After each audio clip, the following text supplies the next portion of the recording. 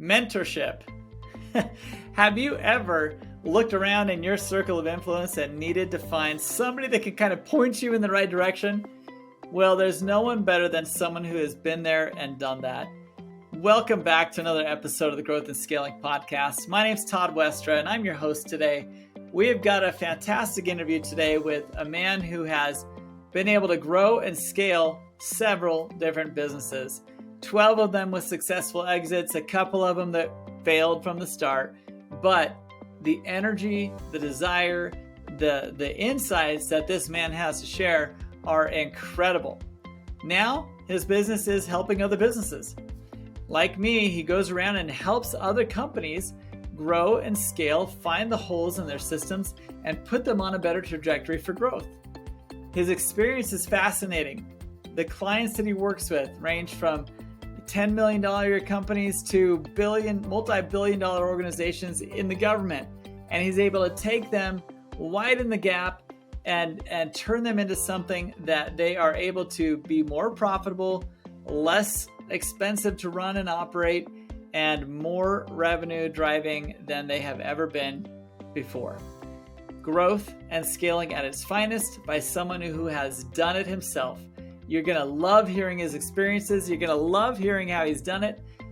I know I did. I'll see you on the flip side of this interview, and thank you for being here on the Growth and Scaling Podcast. Welcome to the Growth and Scaling Podcast. This is your host, Todd Westra, and I am so glad you're here today because we are going to interview an amazing founder or executive who is going to share with us their decisions that they made that exploded their growth. So if you need some inspiration, you want to hear how other businesses are doing it, this is the place to be, and we are glad you're here. Enjoy this episode. Hey, welcome to another episode of the Growth and Scaling Podcast. I am your host, Todd Westra, and today we have got an amazing veteran of growth and scaling. And I'm going to let him introduce himself because he is amazing. Like, honestly, he has been there. He has done that. He has exited. He has started. He has grown. He has done all stages of growth and scaling. I love getting people like this on the show because they can speak from true experience as well as how they've helped other people. So, Bob, tell us who you are and who do you like to help with your business? Hi, my name is Bob. I'm Bob Roitblat. I'm a typical serial entrepreneur. It's amazing, it's crazy, but I have actually founded or co-founded more than a dozen different companies. I've successfully exited all of them but the two that I shut down because they didn't work. Let's talk about the 12 that worked great, not the other two. I typically help, so now I spend my time being a speaker, being a consultant, telling people my experiences with launching and growing these amazing businesses. These days I work with companies that do, 5 million, 10 million, 50 million in revenues. I have a few clients that are in the $1 billion range, helping them improve, grow, explode their businesses. And it's just fun. It's an amazing thing to do. I love it. It is fun. Yes. So when you're helping a multi-billion dollar company, I mean, how does that differ from that of a $20 million company, or a $10 million or a $5 million company versus a $1 billion company? What do their problems look like, and how are they different? How are they the same? It's interesting. 2% is 2%. Whether it's 2% of a million or 2% of a billion, it's still the same percentage.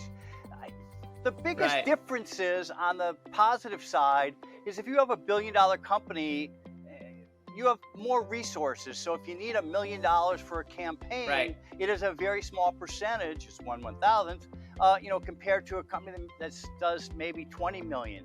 But other than that, the problems are still the same. If anything, growing a $1 billion company is you need to find multi-billion dollar opportunities, which are much more rare than, $20 million opportunities. But I love saying 2% is 2%. That's a very true problem. Now, the 2% you're talking about, what are you referencing? Because help me understand that. In general, if you're looking for, let's say you're growing organically at 5% a year and you want to grow 7% a year, it's still 2%. The 2% number is just a number that I like to use for example. It has really nothing to do with growth. Right. But when you're dealing with percentages, there's still percentages. If we want to double our business, okay, doubling a $20 million business is actually easier than doubling a $1 billion business. So in some aspects, even though it's the same number, the same percentage, it depends on where you're starting from. I love it. I love it. All right, so let's take a step back. Okay. So you have grown and scaled, and now what you do for a business is grow and scale and give advice to other companies who are in the growth mode. They're not startups, they're not launching. Right. They're in growth mode. How do you determine what people you like to work with? What kind of problems do you see as easy fixes for you? Well, I'm kind of curious. The easy fixes are people who just are a little afraid to move forward, and they need someone to give a little kick in the behind. The difficult ones are the business owners who already think they know everything. Unfortunately, I've heard it more than once. I started this company 35 years ago, and I know everything. Great, but 35 years ago is different than it is today. And if you're not willing to change, then we're not a good fit. But if you admit that you don't know what you don't know, and that life is different tomorrow than yesterday, then maybe we can work together. I love it.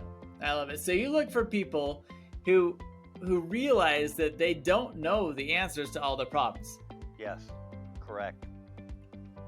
So if you're a founder out there right now who thinks you know all the problems that there is to have in your business and how to fix them, you are probably going to get stuck and not find your way out, I'm guessing. Right. Because people like you are able to come into a business who are wanting to know answers to problems they can't solve, right? Yes, absolutely.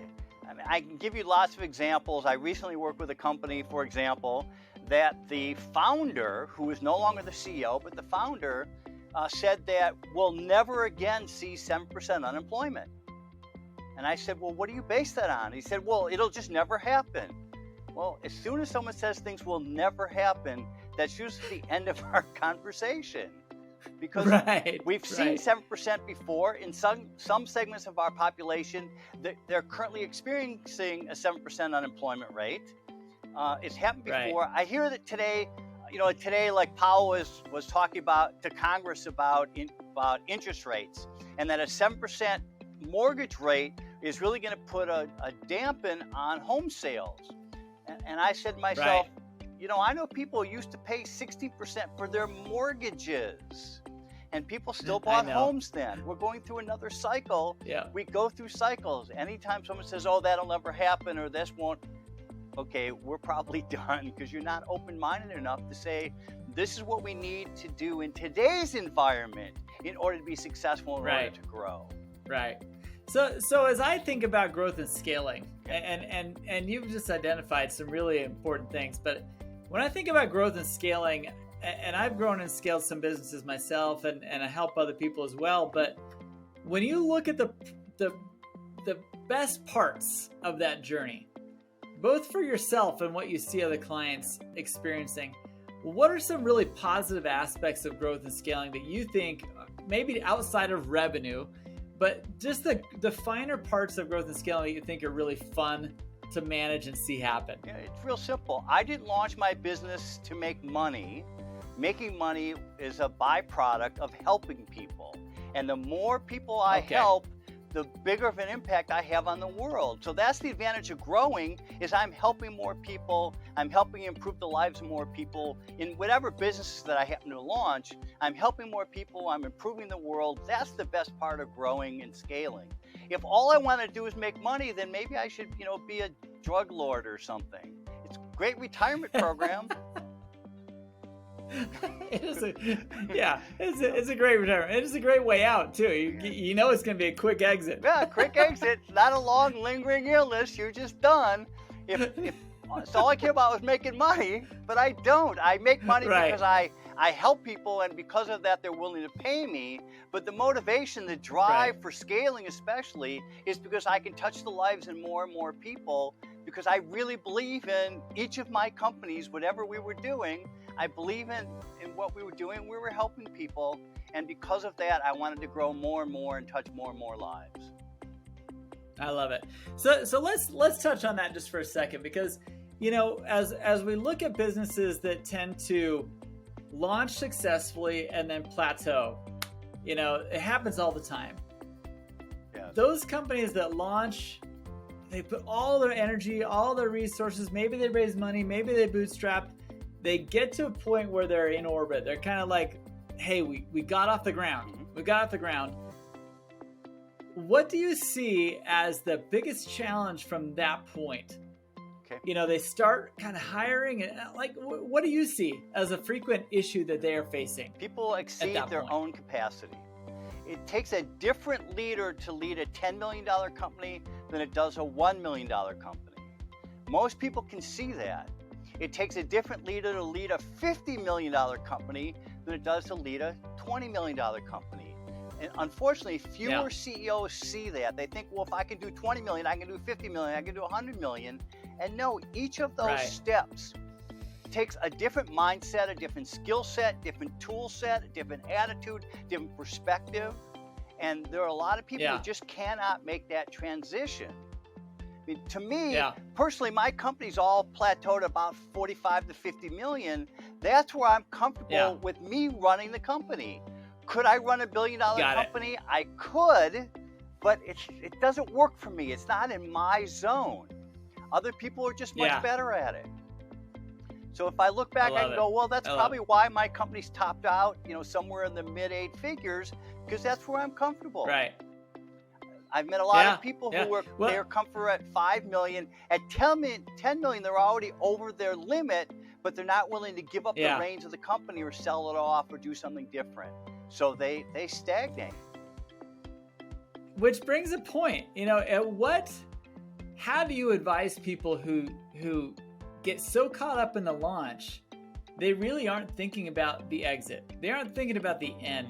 How do you help people position themselves to say, in your point, I kind of get stuck at the mid 8 figure range. I'm not that proficient in speaking the language of 100 to a $1 billion company. Well, to start with, if I talk to you early on, my recommendation is design the company from day one to sell. Whether you're going to sell in 5 years or 10 years or not is besides the point. Right. All my companies were designed from the first day to how am I going to exit this business? How am I going to sell the business? Love it. So run it that way in the first place, and then know what you're comfortable with. Now, could I have grown my companies above 50 million? Yes, I probably could have. But to me, I have a very low threshold of boredom. And when I get to the mid 8s, I tend to have a lot of processes in place, which means things are running smoothly, and I get bored. Time to sell them off and go start something new. I happen to like doing startups. That's the challenging part. So if I talk to people early on, figure out what's your exit strategy, when are you going to sell off, or if you're wise, when does it make sense for you to step back, maybe become the chairman and hire a CEO, hire a president to run the business, take it to the next level. And you become, what's the buzzword today, is executive chairman or whatever the cool word is. Sure, that is a cool one. Yeah, take a step back, let someone else run the day-to-day, let someone else think about the near-term future, the 5 years, 10 years down the road. You take on the role of chairperson, whatever is appropriate, and let the big boys, the big gals play. I love it. So as you've gone through that journey yourself, and as you coach the other people, I would dare say, what percentage, I have my own thought, but I want to hear your thought. What percentage of founders actually start their businesses with the end in mind? Like, how many of them know their exit game as opposed to they just want to start a business? Great question. I would say less than 10%. I agree. Yeah. I agree. I think it's very, very minimal. Why is that, do you think? Mind share. I'm thinking about what I need to do to start the business, to launch the business, to grow the business. I'm not thinking about the end game. Unfortunately, the best time to think about the end is at the beginning. But people, it's like, no, I'm an entrepreneur, I'm going to grow this, I'm going to do this, and they don't imagine they'll ever do anything else. But my experience with true entrepreneurs is we get bored easily, and it is time to move on to the next thing. Oh my gosh, yeah, I was talking to someone earlier who had it's been a family business for 37 years, and I just, in my own head, I kept thinking, man, if I last 8 or 9 years in one of my businesses, I get bored. I've got to change. I got to change what I'm doing quick, and it's amazing. So as you approach the companies, like in your role as a facilitator of change and growth in these companies, how do you get them thinking about the end and the exit? And honestly, like it befuddles me to think about going into business without knowing how you're going to get out of it. Just keep asking, and then what? And then what? I want to get to 50 million, and then what? I want to do X, and then what? Are you going to run it? Right. Are you building this for your family? It's going to be a family business. I have no problem with that. Then that also means you got to start grooming the next generation so they're able to take over, because you think about second generation, third generation. When the founder started the business, they started at 0 and grew the business to 20 million, 50 million, 100 million, whatever the number is. Well, the next generation comes in, the business is already doing 30 million. They don't have that same foundation. How are they going to get the experience? Which is why most companies don't make it through the second generation. You look at companies like Schwinn, by the third generation, they're owned by a Chinese company. It's rare that you see companies that have fourth and fifth generation ownership. When I meet them, I am in awe that people, the great-grandfather, great-grandmother did something that was brilliant and passed it along. So, part of that growth is not only do I have to grow my revenue, my profit, that's a whole nother conversation, but I also have to grow my bench, my back office, my successors, usually multiple, so that this legacy can continue. I don't have kids, so I've never worried about passing my business on to my kids. My businesses have always been my children, and people go, well, how can you sell your children? Because I designed them to sell, that's why.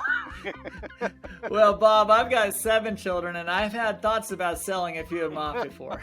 Well, at least renting them out for a couple of years. Right. I got one married, and I've kind of gotten rid of that one. There you go. I'm just kidding. Well, here's the thing.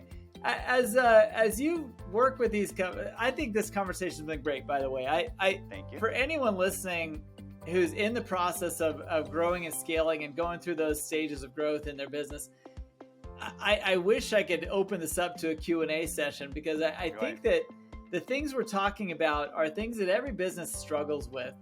And they're things that businesses don't think enough about. We've talked about exit. We've talked about kind of revenue. Let's talk about alignment. One of the things that I see very often in a business that struggles with stagnancy, they reach that plateau, is that they've got kind of this misalignment, because now they've got people managing different parts of their business, but they can't keep them together on the same vision. Yeah. Part of that has to do with the exit. But what other problems do you see with these misaligned teams? I walk into a new client and I ask the CEO, tell me your top 5 strategic priorities in priority order. And they look at me like Sparky the RCA dog. Huh? Go, well, okay, what's your top priority? And you would think they'd be able to rattle it off, and usually they can't. Go, okay, well, here's a list of 15 priorities. Which is your number 1? If I can get the CEO to say, well, these are my top 5 priorities in order, I go, okay, I'm going to walk around your office, your plant, your business, and I'm going to ask every employee to rattle off those same 5 top priorities in order. How many of them are going to tell me the same thing? And the answer is none. So that's the first problem, is if I, as the founder, the CEO, the president, whatever title, grand poobah, whatever title I take on, I have to know my top 5 strategic priorities. Now, maybe you and I would say, well, the number 1 priority is driving revenue. And I would say for you, maybe, not for me. That's never been my top priority. My top priority is the bottom line. How much profit am I generating, not how much revenue am I generating? So that's the first conversation. Once I get those 5, now let's clearly communicate them to everybody. So as you say, Todd, are we in alignment? Because you may have a second in command, a third in command that absolutely believes what they're doing is exactly what needs to be done. And it is for the wrong priority of strategy. And you wonder why things aren't working smoothly, because people working at cross purposes, they just don't know it. Well, they firmly believe you want to drive revenue at any cost. Well, no, I don't. I would like to drive the bottom line, and I'm very concerned about the cost. But if I don't communicate that with you, then no one's gonna. What are the odds of people doing what I want as opposed to what they think I want? There's your lack of alignment right there. I love it. So how do you solve it? How do you get them aligned? I mean, the problem is clear, and most companies have it. What do you do to get them lined up? Have the discussion to say, let's set those top 5 strategic priorities. Now, when we're sure those are really what it is you want to do, now let's clearly communicate them to everybody within the organization. Everybody. Why should people be working really hard in the wrong direction, but they firmly believe they're doing a great job? Well, you are doing a great job, just on the wrong priority. So let's set them first, which is often a challenge, and then let's communicate them. That solves a vast majority of the alignment problems. We need to connect the dots between what it is we're trying to accomplish and what it is everyone does every day. But if they don't have anything to connect the dots to or with, or whatever is grammatically correct, then they're guessing, and guessing doesn't work.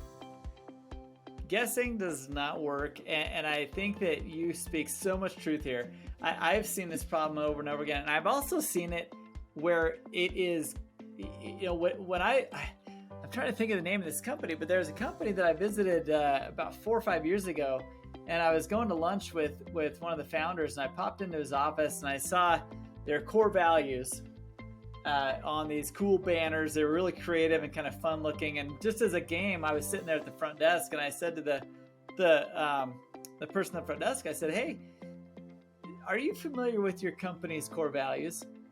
And she said, "Well, yes, I am." I said, "All right, name them."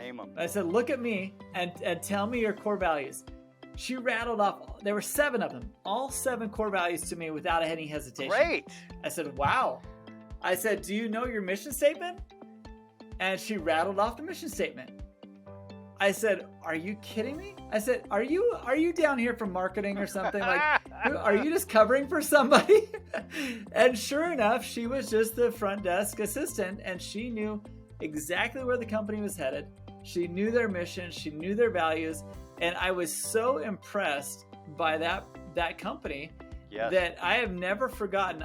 I want my company to be so aligned that from the front desk to the CEO, everybody is aligned on where we're going and how we operate our business. It's a great example, and it's refreshing to actually hear it. I was expecting you to say she had no idea what core values even meant, and yet, that's the norm. Right, that's the norm.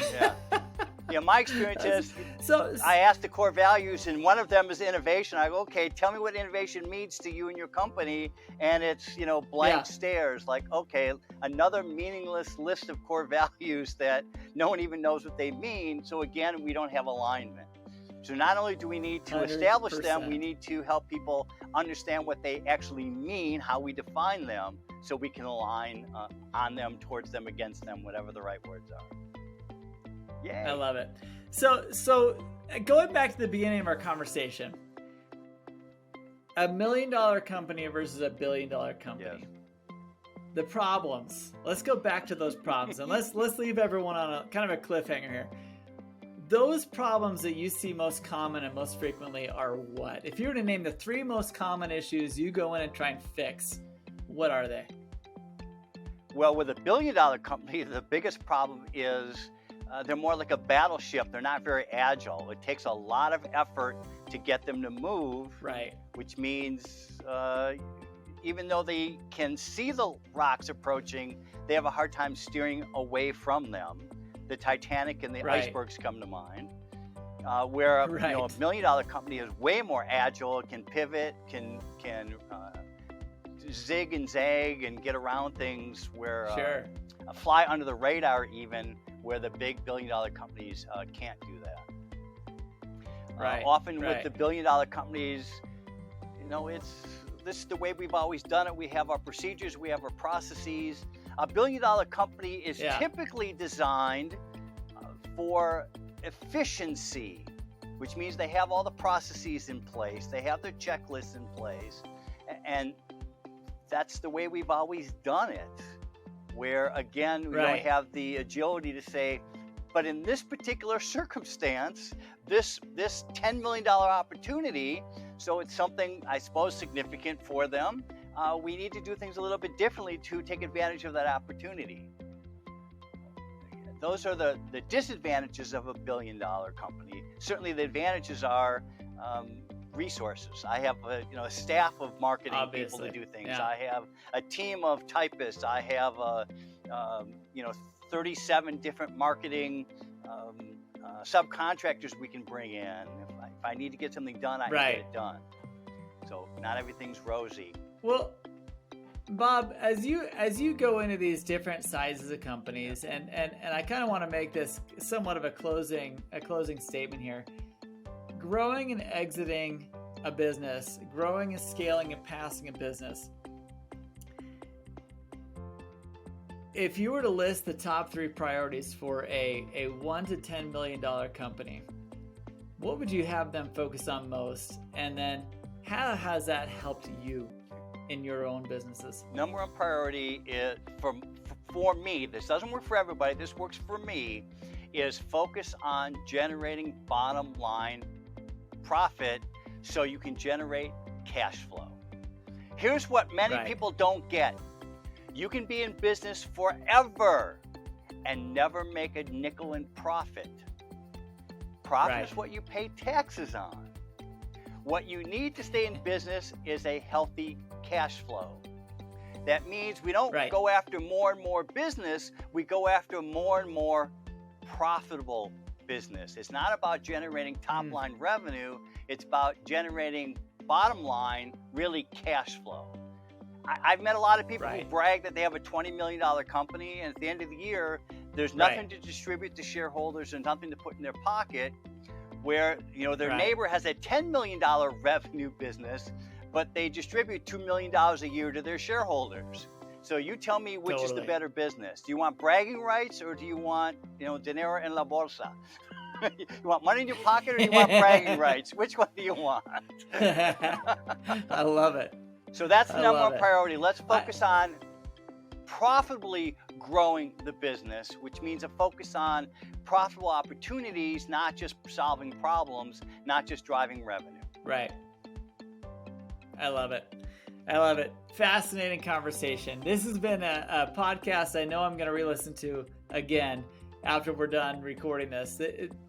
You've shared some great insights, great experiences.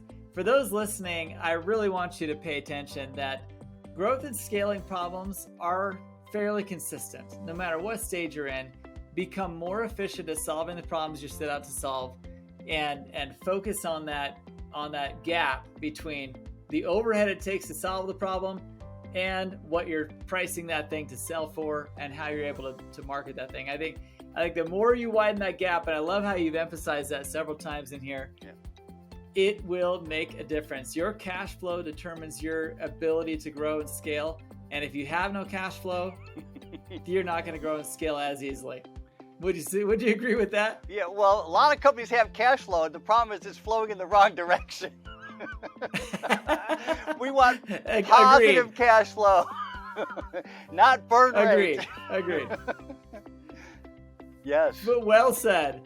Bob, I appreciate you being on the show. Where can people get a hold of you? Where can they get more info on how you solve their problems? And I know there's going to be people asking about You'll put it right down here. It'll say www.roiblat.com. It'll fit right in here somewhere. Roitblat.com. I didn't make it up as my last name. Yay, come on over. Lots of free stuff. Awesome. I love it. We're going to send people there, and I appreciate you being on the show today. Thank you. Thank you so much, and we look forward to seeing you in the future. Thanks, Bob. Great. You're welcome. Okay, what did you think of that interview? It kind of took a different format than normal. I loved it, though. The ability to talk about problem, solution in different stages, different sizes of companies was a really fun interview for me. It took a little bit of a different path than most of our interviews, but I appreciated it and I loved it. Bob is a great man. You know, it's always fun to hear from people who have been there, been in your shoes, and you as a founder or as an executive leading your company. You have got to know that there are mentors around, mentors available who can help you take that path to growth and scaling in a way that you may have never thought of before. Sometimes it's little tweaks, sometimes it's huge directional changes for your business. Regardless of which one it is for you, you've got to know that there are people you can turn to. This podcast is a resource where you can turn to find advice, help, direction, inspiration on how to take your business to that next level of growth. I hope you can do it. I know you can do it. Stay tuned for more episodes and don't hesitate to share these episodes with your friends who may be facing specific challenges that we address in these episodes. Thanks for being here, and we'll see you on the next one.